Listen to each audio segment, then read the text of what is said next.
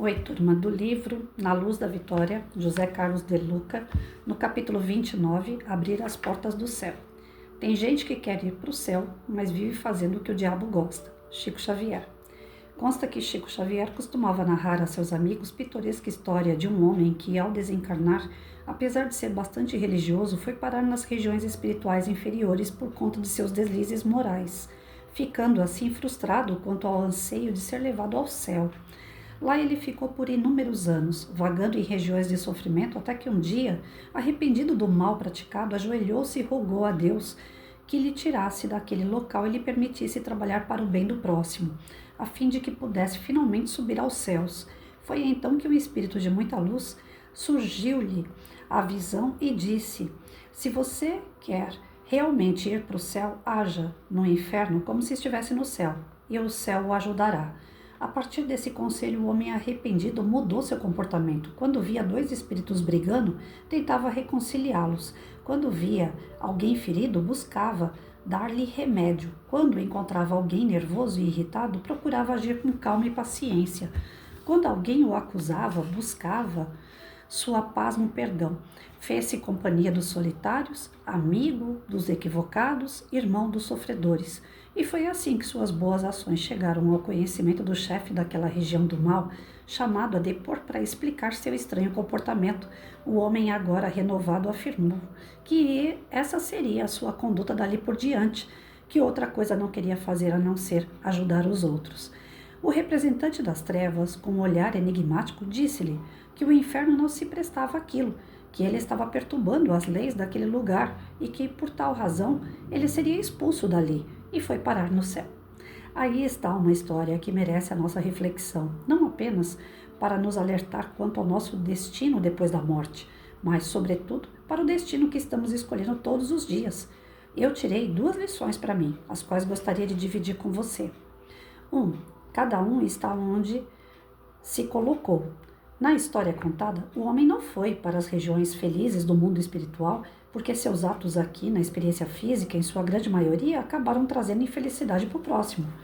Machucou corações, traiu sentimentos, viveu exclusivamente para si mesmo, tratando os demais como objetos do seu prazer, apesar de ser bastante dedicado à religião espírita que professava na terra.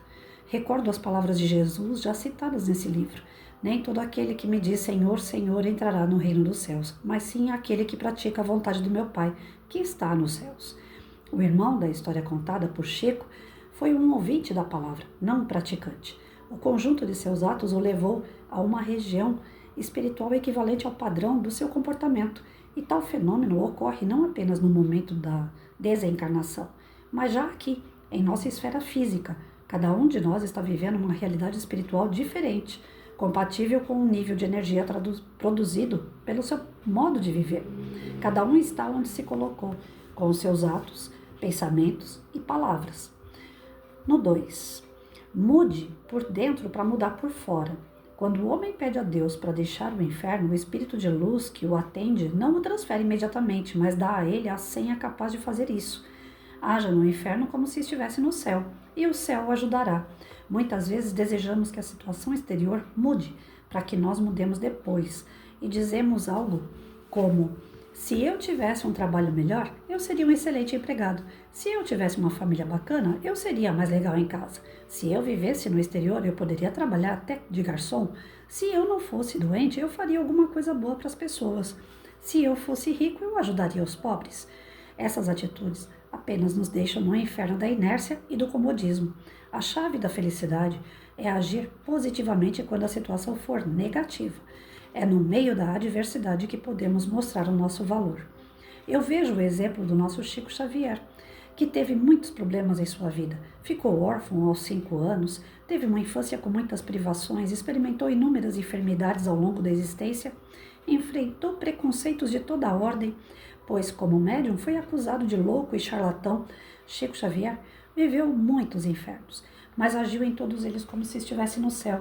Nunca revidou uma ofensa, não se tornou uma pessoa amarga, vingativa ou complexada. A todos tinha uma palavra de bondade, um prato de comida, um livro, um cobertor. Era gentil no trato com as pessoas, dizia que não tinha inimigos. Ninguém saía de sua presença sem a luz do seu coração. Alguns dirão, mas isso é extremamente difícil. Acredito que a dificuldade esteja mais no ato de mudar, de agir diferentemente do que temos feito, de pararmos de exigir um céu que não ajudamos a construir. No entanto, se olharmos os resultados positivos que alcançaremos com essas mudanças, que nada mais são do que um alinhamento das nossas atitudes com aquilo que Deus espera de cada um de nós, haveremos de entrar no céu aqui na terra mesmo. São abençoadas as palavras de Marianne Williamson. À medida que nos concentrarmos em ser as pessoas que Deus quer que sejamos, uma trilha de luz se abre diante de nós para aliviar nosso caminho. As circunstâncias começam a se harmonizar à medida que encontramos mais harmonia dentro de nós. Podemos dizer quando uma situação está no fluxo, quando não estamos mais remando contra a maré, quando há menos tensão envolvida em fazer alguma coisa acontecer. O esforço para nos alinhar com o sagrado e bom é nosso maior poder para afetar situações externas. Quando esse esforço passa a ser o centro de nossa vida, as portas do céu começam a se abrir para nós. Na verdade é assim, né? Se ajuda que o céu te ajudará. A semana inteira, por incrível que pareça, as leituras que eu fiz batiam muito nessa tecla. Faça a sua parte. Faça o melhor que você puder. Lógico que você não vai fazer o melhor, mas é o melhor que você puder. Dentro dos seus limites, dentro das suas condições, procure fazer o seu melhor. Leve o melhor que tem dentro de você às pessoas. Entregue nas mãos e deixe que elas façam o que quiser com aquilo que você está dando. Não espere delas que elas façam o mesmo que você está fazendo ou que você faria. Apenas entregue o seu melhor e deixe cada qual plantar a sua semente e colher os seus frutos. O mal que nós temos é de depositar as nossas expectativas daquilo que nós estamos fazendo no próximo. Seja ele filho, seja ele marido, esposa, namorado, namorada, irmão, pai, mãe, amigos. Nós depositamos muita expectativa e não é esse o caminho. Nós temos que depositar o nosso melhor e deixar que eles façam o melhor deles. Se dá para conviver, nós vamos conviver junto com aquela pessoa. Se não dá para conviver, nós vamos abençoar aquela pessoa e que ela siga o caminho dela. E a gente vai seguir o nosso. Cada um é único. A semana inteira todos os textos falaram isso. Cada um é único. Não existe uma Patrícia igual por aí. Não existe uma Maria igual a outra Maria. Pode sair gêmeos univitelinos ali, perfeitamente iguais fisicamente, mas por dentro é um espírito diferente do outro. Talvez um teve 10 encarnações e um teve 100, né? Então nós não temos ninguém igual a ninguém. Não adianta querer que o outro faça aquilo que nós já fazemos ou esperar que o outro faça aquilo que a gente ainda não consegue. As nossas expectativas é que fazem a gente ficar frustrado, fazem a gente sentir dor, a gente se sentir menor. Então parem com tudo isso. A primeira coisa, faça o seu melhor. Não importa quem, não importa quando, faça o seu melhor. Se o teu melhor não é o melhor para o outro, tá bem claro que há as diferenças ainda entre vocês. O seu melhor é o seu, não é o do outro. Aconteceu uma vez, né, uma situação comigo que eu dei o mundo para a pessoa. Pensa você dar um mundo. A pessoa tinha dívida, eu paguei todas as dívidas. A pessoa tinha um trabalho totalmente desregrado, fora de hora para trabalhar, cobrança em cima dele, uma série de trabalhos parados dentro do local onde ele exercia a função dele. Eu coloquei tudo para trabalhar, para rodar, fiz ficar tudo redondinho no serviço, ficou tudo redondinho no seu financeiro, ficou tudo redondinho na sua saúde, que inclusive a saúde da pessoa estava precária. Fez todos os tratamentos, exames, fez tudo o que precisava para ficar melhor e foi ficando melhor. O convívio com a família sempre foi da família tirar barato da cara dele, porque ele era um cara que não andava para frente, só faz presepada, só apronta. A família não confiava nele, eu comecei a mostrar que ele era capaz de ser confiável. que a família podia apostar algumas fichas nele, respeitar ele, porque ele estava começando a amadurecer, a crescer. Olha que isso depois dos 50, hein? Deixei tudo redondinho. Eu era a mulher para aquela pessoa. Dei tudo o que ele precisava e o que ele não precisava também. Paparicava ele de todas as formas. Quer comer, ele comia tudo o que queria comer. Tem vontade de ir em tal lugar, ele ia em tal lugar. Eu levava. Eu dei todas as condições da pessoa ser hiper mega feliz. E a pessoa virou para mim em determinado momento e falou assim: eu não sou feliz. Eu falei: Jesus, mas o que mais eu posso fazer para deixar essa pessoa feliz? Eu estava ficando infeliz de ver aquela infelicidade e aquele saco sem fundo que tudo que você dá, que você oferece, nada supre. Não tinha necessidade dele procurar mulher fora do nosso relacionamento, porque eu era a mulher, eu fazia tudo o que ele queria, e o que ele não queria, o que ele nem imaginava. Surpresas, aquela coisa toda. E de repente, a pessoa vira para mim e fala: eu não estou feliz. Eu falei: meu Deus, e agora? Eu já não sei mais o que fazer. Vamos para o campo espiritual. Comecei a levar para o centro espírita, comecei a fazer leituras em casa. Vamos estudar então essa questão espiritual. Deve ser algo espiritual. Impossível, porque na matéria eu fiz tudo. Foi estudar, eu entendo, eu compreendo, mas eu não consigo praticar. Eu não vejo dessa forma, eu vejo dessa forma. Então eu percebia que, não que eu era mais ou menos do que ele, mas aquele grau, tinha um degrau entre nós gigante. A minha compreensão e a dele não batia de jeito nenhum. O que era certo para mim era errado para ele. A palavra certo e errado virou para mim um tabu dentro do relacionamento. Porque tudo que eu considerava que era certo, para ele era errado. Aquelas diferenças gigantes entre um pensamento e outro, um gosto e outro, foram se acentuando no decorrer do caminho, que em pouco tempo o relacionamento acabou. Por quê? Porque você joga tudo aquilo que você deseja no outro e você quer de volta e não tem. Então, muitos de nós já erramos por aí. A gente acha que a nossa porta do céu é fazer tudo o que a gente puder pelo próximo. Mas precisa ver se o próximo quer, deseja, se ele está entendendo aquilo que você está dando. Por isso que Jesus diz, e tantos outros amigos espirituais vêm dizendo sempre: Deus não erra o endereço, cada um está exatamente onde deveria. Às vezes nós, pela nossa teimosia, a gente tira a pessoa do ambiente dela e tenta trazer para um outro ambiente que ela não está preparada. Ou a gente entra num ambiente que já não é mais nosso. Aí existe o sofrimento.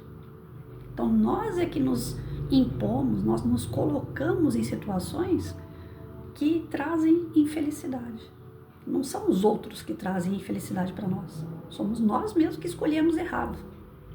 E quando nós fazemos essas escolhas erradas, a tendência é trazer o sofrimento junto. Então, eu sou uma pessoa tão boa, eu fiz tanta coisa boa e estou sofrendo. Mas por que eu estou sofrendo? Porque eu escolhi o lugar errado para ficar. Eu escolhi as pessoas erradas para ficar. As nossas escolhas trazem consequências. Não é só aquilo que nós fazemos, mas o que nós deixamos de fazer por nós. Tem coisas que nós deixamos de fazer por nós para fazer para os outros. A gente fica com aquela placa, né? Eu sou caridoso, eu faço tudo pelos outros, mas eu não estou fazendo por mim. E quando eu não faço por mim, lógico que vai chegar as consequências tristes, amargas. A semente vai germinar de uma forma que nós não queremos ver mais espinhos do que o perfume das flores. E aí a gente fala que, poxa, que Deus justo é esse, que olha, eu fiz tanta coisa boa, mas estou recebendo de ruim. Porque o nosso principal é a nossa vida, cada um é um. E nós não cuidamos da nossa vida, nós cuidamos da vida dos outros. Então, para abrir as portas do céu, nós devemos sim fazer a caridade, fazer o bem às pessoas, com certeza. Mas o primeiro que deve ter caridade consigo mesmo é você. Não espere que alguém venha cuidar de você, cuide de você. Faça você o melhor que puder por você.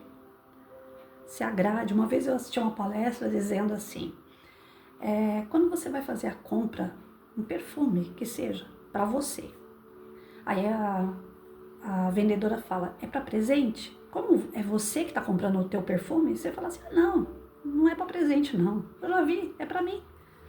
Aí a pessoa vai e coloca em qualquer saquinho e você leva embora. Aí o palestrante falou assim, vocês estão fazendo errado. Quando vocês chegarem numa loja e pedir um perfume, um sabonete, seja o que for, você peça para colocar em papel de presente, porque você está se presenteando. E aí eu comecei a entender a alegria que eu fico cada vez que o carteiro bate aqui na porta. Parece bobagem, mas não é não. Cada vez que o carteiro bate aqui na porta, eu sei o que tem dentro do pacote, fui eu que comprei. Mas quando eu vou abrir a caixa, é aquela euforia. Eu coloco até meu cachorro, o Mike, para poder abrir junto comigo. É a euforia para os dois, para abrir aquele pacote. Mesmo sabendo o que tem lá dentro. Porque alguém preparou aquele pacote veio para mim. Eu me dei através do dinheiro, mas alguém preparou. Esses dias atrás chegou aqui para mim um pacote de um caderno que eu comprei. A dona da loja teve tamanho cuidado com o pacote, ela mandou numa caixa de papelão, encapada a caixa de papelão da cor rosa, mandou laço, o caderno veio dentro de um saquinho que veio embalado num outro papel de seda, veio um cartãozinho, veio o telefone da loja. Olha, eu não posso dizer que estava perfumado, porque eu não sei, não me recordo disso, né? Mas só faltou vir com perfume e o caderno. Tamanho cuidado que aquela mulher teve de colocar o caderno numa caixa e mandar para mim. Foi em forma de presente, não foi em forma de um pacote que eu comprei. Então, isso mostra o carinho que a pessoa tem pelo trabalho que ela faz. E o carinho dela chegou até mim. Não foi só o caderno, veio aquele carinho junto. Então, tudo que você for fazer, faça sim o seu melhor para os outros. Mas faça primeiro para você. O nosso céu, o nosso inferno está na consciência. Não está em lugar nenhum. Não procure o céu no céu, o inferno embaixo da terra. Procure o céu, o inferno na sua consciência. Você tem a consciência tranquila de que você fez o melhor? Talvez para o outro não foi o melhor, mas você fez o melhor? Tinha mais alguma coisa que você podia fazer e não fez? Não? Então você fez o melhor. Então tá tudo certo. Esse é o seu céu. É você ter feito o melhor. O que não pode é você fazer o melhor para os outros e o pior para você. Primeiro, você faz o melhor para você. Quando você tá bem, você consegue levar o que te sobra, não é resto, mas o que te transborda de alegria, de felicidade, de amor, de esperança, de fé. Primeiro você tem que ter. Quando transborda isso em você, você passa para o outro também e você não fica sem. Agora, tirar de você para dar para o outro não é mérito, é se judiar, é se colocar numa posição inferior. E Deus não permite isso, Ele não acha isso legal, porque Ele criou você também. Ele também quer que você se desenvolva, Ele não quer que você desenvolva o outro, Ele quer que desenvolva você. Então, para a gente chegar nessas portas do céu, nós temos que fazer o bem pelo próximo, sim, mas transbordando o bem que tem na gente, o bem que nós sentimos, a alegria, a felicidade, como eu falei, a fé, os valores, os princípios que nós conquistamos e que estão transbordando. Não é migalha para os outros, mas eles estão transbordando. Você tem a mais. Então você dá e não te falta. Quando existem aqueles rateios para dar cesta básica, para poder ajudar alguém que está passando fome, você tira o arroz e feijão da sua boca para dar para alguém? Não. Você tira aquela xícara, aquele pote a mais. Você não fica sem comer para dar comida a alguém. Então, da mesma forma, alegria, fé, esperança, ou qualquer tipo de sentimento que você queira passar para alguém, você também tem que estar transbordando, você também tem que ter a mais. Você não pode ficar sem para dar. Ninguém dá aquilo que não tem. Se você não tem, como é que você vai dar? Então, primeiro você tem que se fazer. Você tem que estar com a consciência tranquila, você tem que estar em paz. Isso é céu. É você estar no céu, estar em paz. Você deitar e falar assim, não, o melhor que eu pude eu fiz. Para mim, para minha casa, para meu filho, para meu marido, para os próximos, que o próximo é a família consanguínea, e depois vem os próximos com quem eu trabalho, com quem eu pego uma condução, com quem eu vou comungar na igreja, com quem eu encontro no meio da rua. O próximo são todos, mas o mais próximo que você tem é você mesmo. Fazer bem ao próximo, quem é o próximo? É você mesmo. Você é o mais próximo que você tem. E depois os que estão ali, do consanguíneo, né? O seu cachorro, o seu gato, o seu irmão, o seu pai, sua mãe, seu marido, seu filho. Pessoas que estão ali comungando com você no dia a dia, o meio familiar, e depois os amigos e depois os outros. O próximo, ele está sempre às nossas vistas. Esse é o próximo. Pessoa que você nunca viu na vida, quando você vê, é o teu próximo. Então, o próximo é isso. Fazer bem ao próximo é isso. É aquele que está perto de você. Mas você só pode fazer se você estiver transbordando. Você não pode tirar de você para dar. Não é mérito isso. Eu estou passando fome, mas eu dei o pão para o outro comer. Não é mérito. E não é egoísmo você comer e não dar para o outro. Se você não tem para dar, não tem. Você só pode dar aquilo que tem. Por isso que em algumas religiões vem aquela história do dízimo e é perigoso isso. Porque eu já vi uma sogra minha, quer dizer, a única sogra que eu tive, né? Que eu fui casada uma vez só. Então, a única sogra que eu tive, ela deixou de frequentar a igreja porque o pastor falou que ela não tinha o dízimo para dar, ela não podia comungar, ela não podia entrar na igreja. Então, como que a pessoa vai pagar um carnê de igreja se ela não está pagando nem a conta de luz dela na casa dela? Ir completamente contra tudo aquilo que Jesus ensinou. Cadê a caridade desse pastor? Ao passo que ele falou que ela não podia entrar por causa do carnê, ele deveria ajudar ela a pagar o carnê com todos os dízimos que ele recebe, todos os encontros lá deles, né? Então, assim, até eu vi uma reportagem esses dias pela internet falando sobre isso, que algumas igrejas aí, eu não sei quais são, mas fazem essa pressão em cima dos fiéis, né, que eles precisam pagar tal, mas que quando eles estão numa pior, a igreja não se junta para poder ajudar aquele fiel. O que eu acho bacana dentro da maçonaria, né? A maçonaria, ela é assim, se ela percebe que um membro da maçonaria está em risco, eles se unem para ajudar. Essa é a verdadeira caridade, já que ele está ali todo mês ajudando, no dia que ele precisa, na situação que ele precisa, o local não vai se unir para ajudar aquele membro. Então nós devemos entender isso, que aonde sugam a gente não é o nosso lugar. O nosso lugar é onde a gente pode trocar, onde pode haver a reciprocidade, é o nosso lugar. Eu faço, eu recebo. Não que é toma lá, dá cá, mas é a reciprocidade, é a empatia. Aonde eu estiver que está me fazendo feliz, é o meu lugar. Se aquele lugar está me fazendo infeliz, eu preciso cuidar daquele lugar enquanto eu estou nele, até que Deus abra uma outra portinha e eu possa partir. Então, todos nós estamos em algum lugar que está incomodando, né?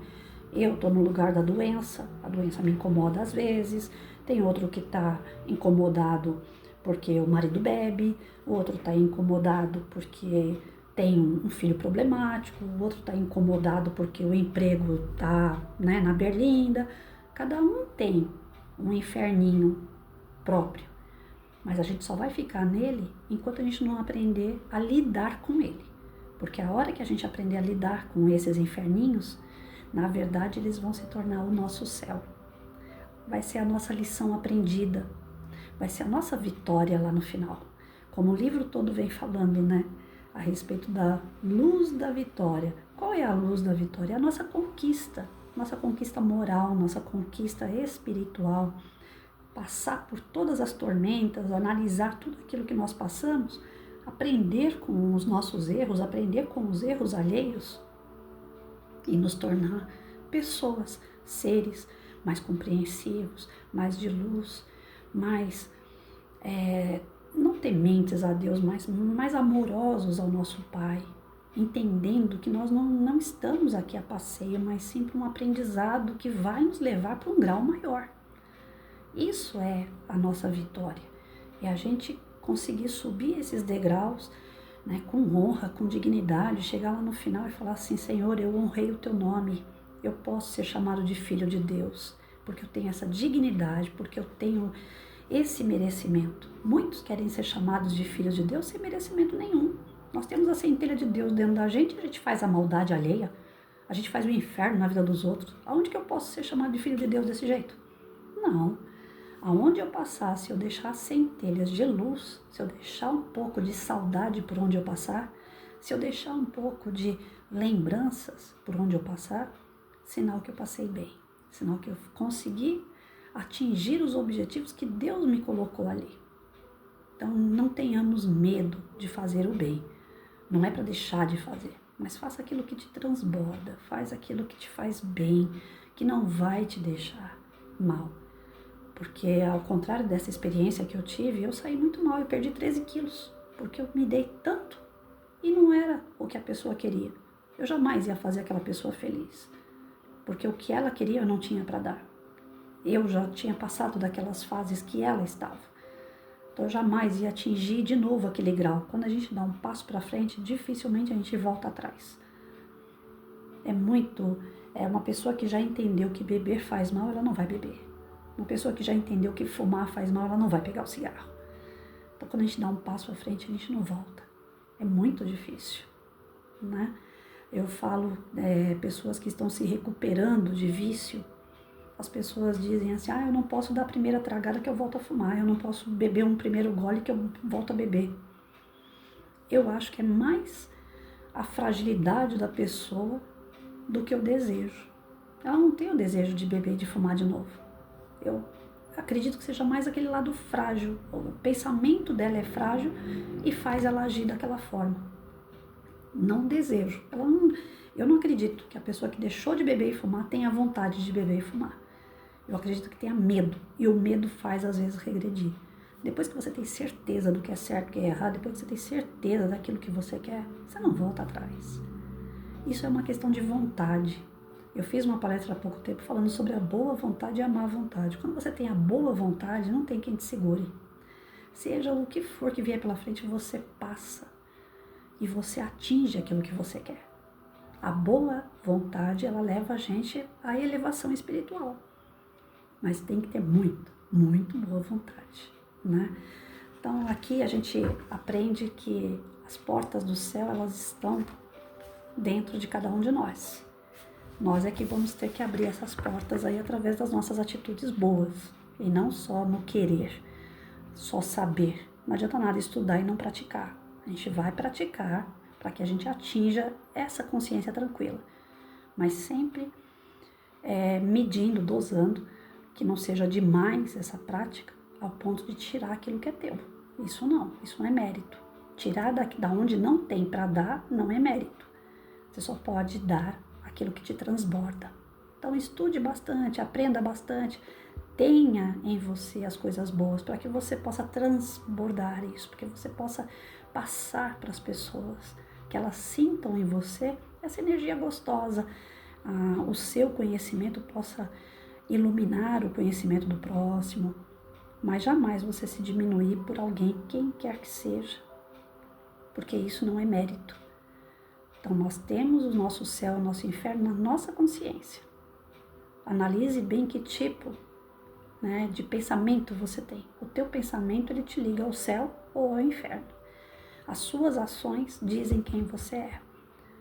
Você não precisa ficar preocupado em mostrar para as pessoas que você é bom. Faça, porque Deus está vendo. Ele vai analisar se você vai merecer lugares bons ou ruins futuramente, porque hoje você está onde você deveria.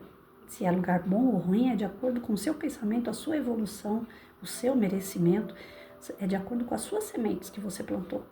E lá na frente não vai ser diferente. Deus vai te colocar novamente no lugar onde você merece, onde você deve estar.